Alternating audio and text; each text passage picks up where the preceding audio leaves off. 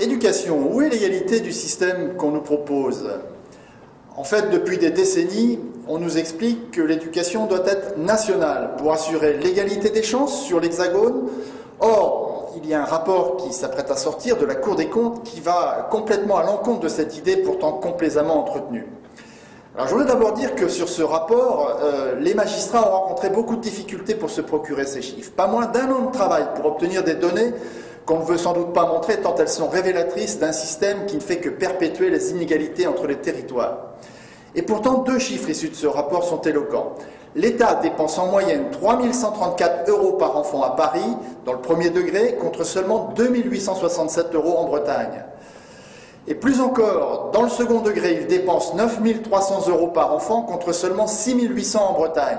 Alors fallait-il un nouvel exemple de ces résultats de cette République qui prône l'uniformité, mais qui dans sa pratique finalement entretient un hypercentralisme qui permet à des élites parisiennes de se perpétuer? Disons-le clairement, il y a un autre choix, celui d'un système décentralisé où l'éducation serait sous la responsabilité de la région et qui serait fondé sur la transparence, celui qu'appliquent d'ailleurs nos grands voisins comme l'Allemagne qui a confié aux Länder la gestion de l'éducation. Il y va de la bonne gestion de nos ressources, mais surtout des résultats de notre système éducatif. Souvenons-nous qu'il laisse aujourd'hui plus de 150 000 élèves chaque année qui sortent sans qualification, alors que continue de privilégier quelques milliers d'élèves à Paris qui pourtant sont déjà largement avantagés du fait de leurs origines sociales.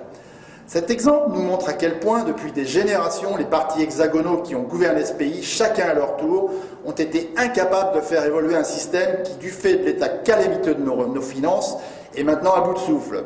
Alors gardons espoir et engageons-nous résolument sur ce sujet comme sur d'autres pour un déplacement du centre de gravité vers la région. Il y va de l'avenir de nos enfants.